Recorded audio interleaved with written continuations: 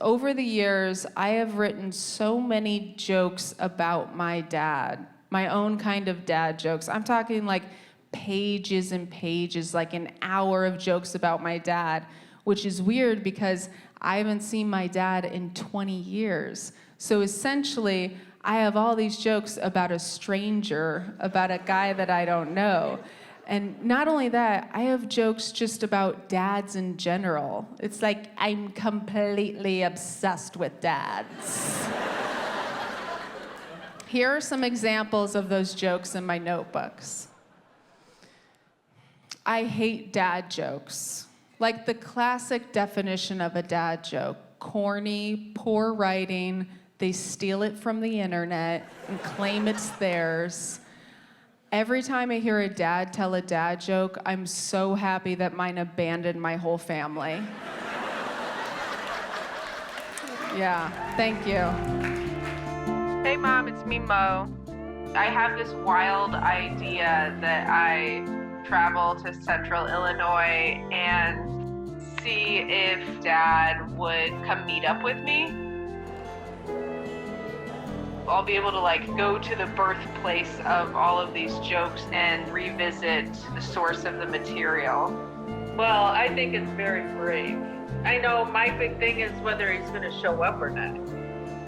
Do you think it's safe for me to go out there and meet him? Well, my first gut reaction is no. I'm scared. My wife and I tried to have a baby on our own for so long. We were just every night just scissor and just cut, scissor, cut. And unfortunately, we didn't make a baby, but we did make a beautiful snowflake chain we hang up around the holidays. And that's both a scissoring joke and a crafting joke. A lot of people ask, in a lesbian relationship, how do you choose who has the baby? And the way we chose is we were just okay, well, it's the tall one, you know? It's lesbian law, I can take it. But the deal was, I was gonna have our first kid, and then my wife was gonna have our second kid, so we'd have 2 kids. But what happened was I gave birth to our first kid, and she saw that. And she said, I'm not doing that. So we're having 1 kid. I love being a mom, I do. I'm a pretty good mom because the first decision that I had to make for my daughter, it was the right decision. My daughter, her due date was 9/11, and honestly, I was just any any day, literally any other day. She has a lot on her plate. She already has 2 moms. We don't need to give her a September 11th birthday. So I went in there and I told the doctor, I was like, hey, can we either speed this up or really slow it down? And he was all for it in a way where I was like, this seems wrong. He's like, yeah, let's do this. He gave me all the drugs, I pushed so hard, I broke my body. I had so many stitches, couldn't walk for 6 weeks after. And my daughter was born at 11:45 p.m. on September 10th. Yeah, thank you. So, obviously 9/11 we will never forget, but unfortunately 9/10 is my pussy's 9/11.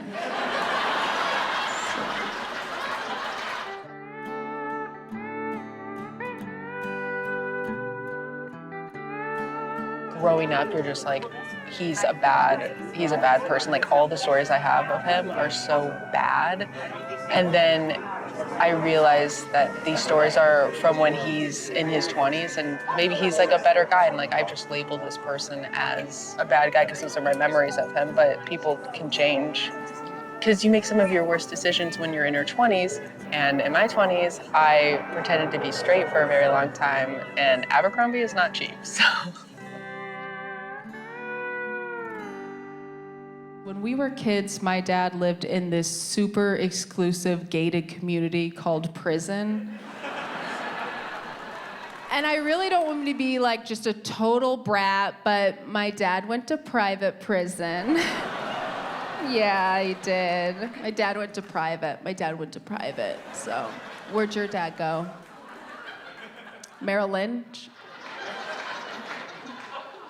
Cool. Like, I met this girl and she's like, I'm from Joliet, Illinois. And immediately I was like, Joliet, Illinois? Joliet State Prison. My dad went there. Like it's the University of Michigan. Like, yeah, my dad, like class of 86. I just miss getting paid to lose my teeth. When I was a kid, I was paid to lose my teeth. And I found out that I have a broke tooth fairy because I would lose a tooth and then the tooth fairy would just put a check for $1 under my pillow. And then when I wake up, my mom's like, hey, do you mind not cashing that till Friday?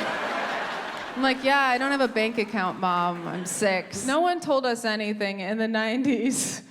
I didn't know anything. My mom is like a very Catholic woman, and Catholic people like don't even want to know that they have a body that exists. Like they don't even want to know the functions of it. Like it's like they're always giving it the side eye. They don't want to know. And my mom, she didn't even tell me like my period was coming. She didn't even tell me my period existed. I thought that I was dying the first time I got my period. And that led into adulthood. I didn't know anything. I didn't have an orgasm until well into my 20s because I didn't know how my body worked. In the 90s, we didn't have Google.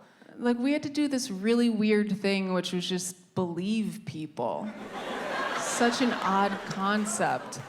And in 5th grade, this boy, he told me, Mo, if you want to have an orgasm, you have to find your clit. And your clit is in your butt.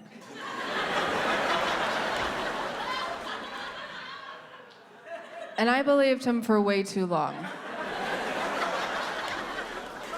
I was just like, yeah, that makes sense. Like, your clit, they say it's hard to find. And it's pretty dark up in there. You might ask yourself, like, didn't you go to school?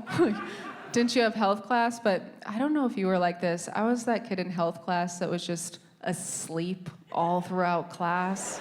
And I was asleep because I was up late at night just digging through my asshole. Looking for my clit.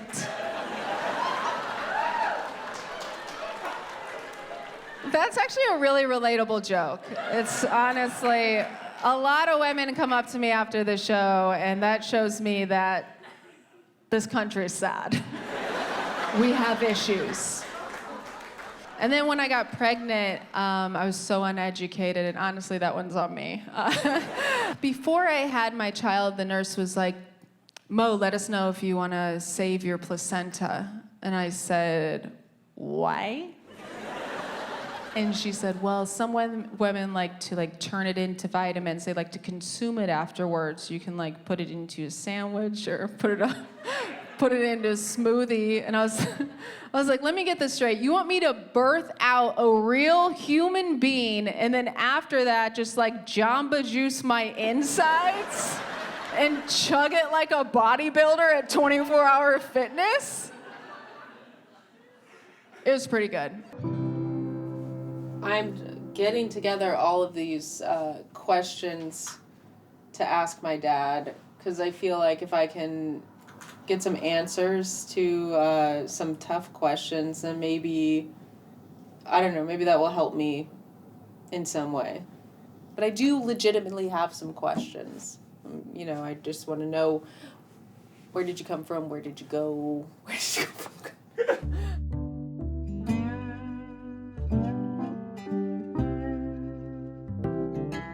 I don't know where to start because it's like, what do you wear to meet your dad? I'm not really sure what to wear. Like, I don't know if I should wear something casual or if I should wear a dress and look nice. And I know that he's not thinking about his appearance at all, which is why this is so ridiculous. Like, I feel like I'm going to prom, but it's with my dad. I didn't know what to wear. I had no idea, and there's no support online. I was like, okay, what do I wear? Like a name tag for starters, I guess? There's no support online. There's no BuzzFeed list. There's no 8 perfect fits if your dad called it quits. Or 20 vests to wear if your dad wasn't there for 20 years. And you're queer.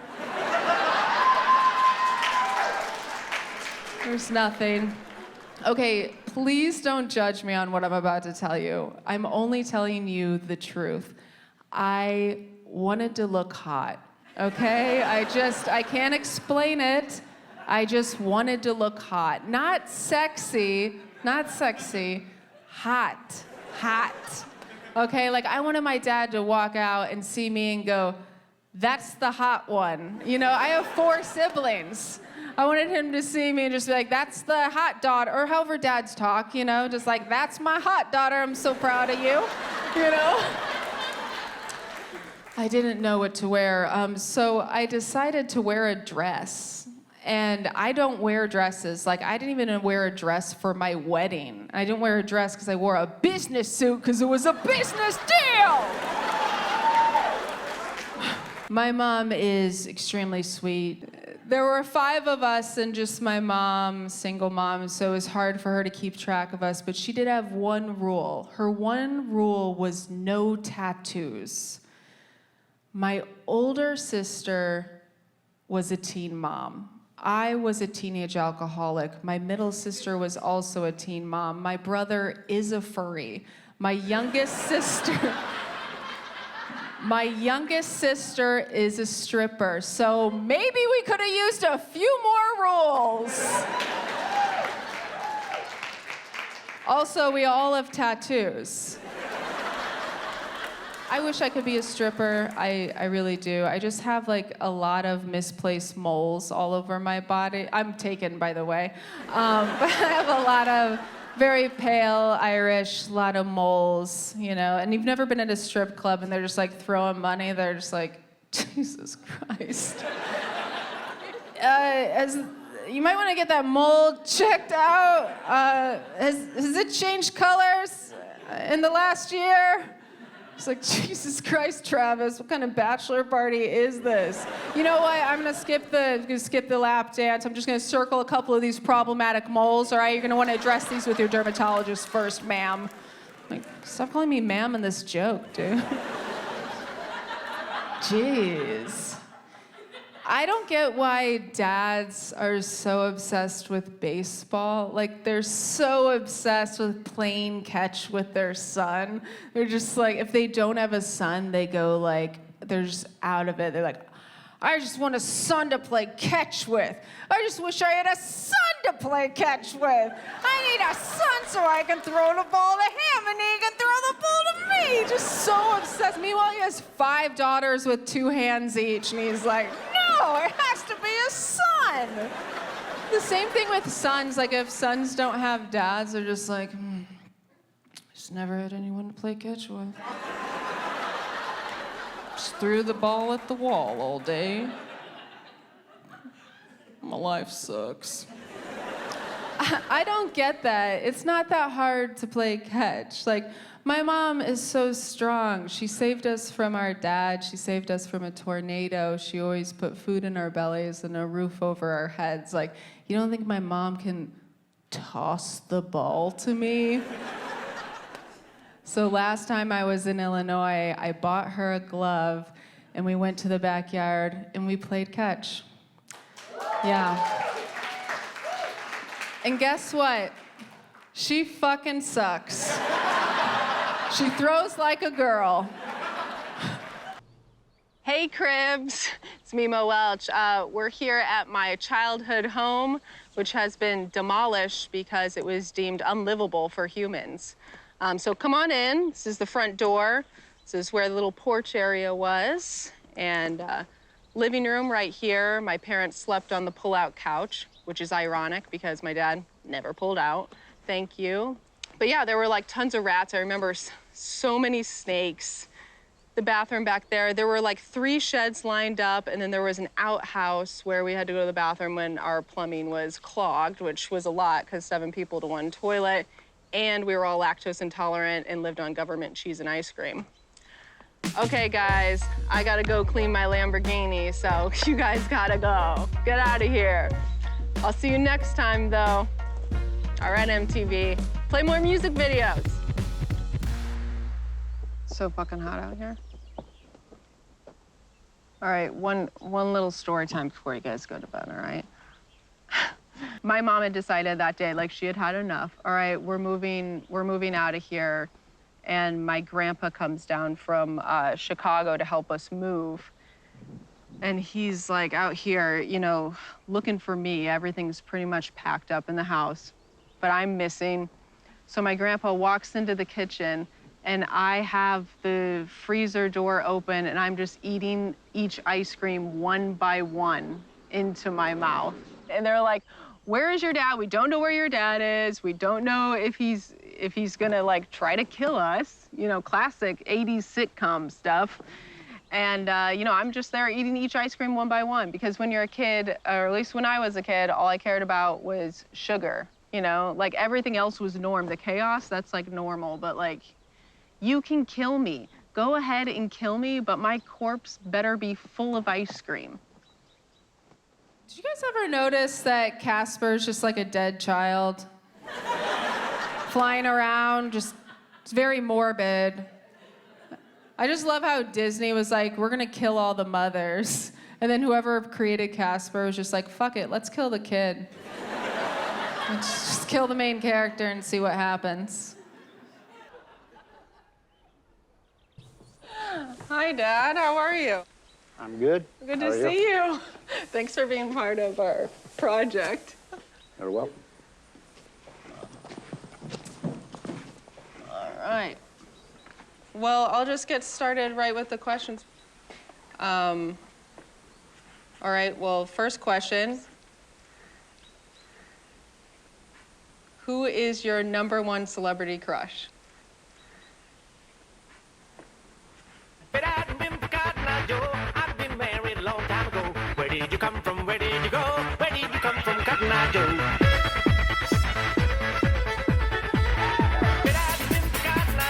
I've been married a long time ago. Where did you come from? Where did you go? Where did you come from, Cotton Eye Joe? Okay, so this is so weird. We don't really know what the ending of this is because a lot has happened. First of all, I do want to say this. About a mile down the road on the motorcycle with my dad, while I was bare-legged straddling him, I realized the dress was the wrong decision. And then a month ago in September, I get this call that he's in a coma. And he crashed that motorcycle that we were on. I, get to the hospital and he's in a horrible state, not just Tennessee, but also just, it wasn't looking, it just wasn't great. And, oh, and he is, I meant to say this up front, truly I did. He's okay now. That's, honestly, I was not trying to build tension there. At the beginning, remember I was talking about jokes and all these dad jokes, and I need to get new jokes. I hate that this happened, but I'm deranged, and I couldn't stop thinking about jokes during this time. And I wrote some new dad jokes, but unfortunately, they're very specific to the situation that's going on right now, so they're completely deranged and fucked up. Yeah.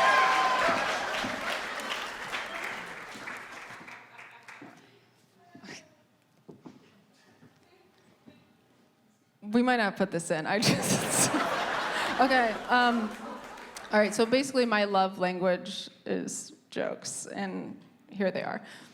Okay, The doctor said the only reason he is alive is because he wore a helmet. Funny, the only reason I'm alive is because he refused to wear protection. Okay. I don't know if you've heard of yo mama jokes, but these are yo daddy. These are yo daddy jokes, except it's yo daddy so in a coma.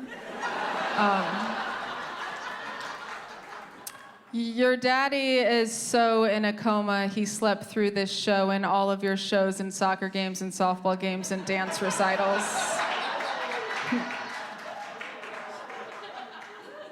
Your daddy is so in a coma, he voted 3 times in Arizona.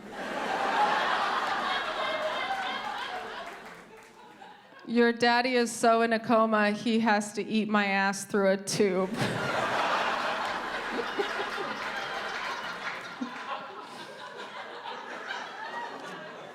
Your daddy is so in a coma, he's in a sleep state of prolonged unconsciousness. Okay, that's just for the ones who don't know the definition of a coma.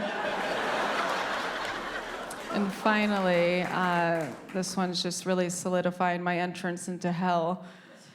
Yo daddy is so in a coma, when I make jokes about him, he's technically a roasted vegetable. Thank you guys so much.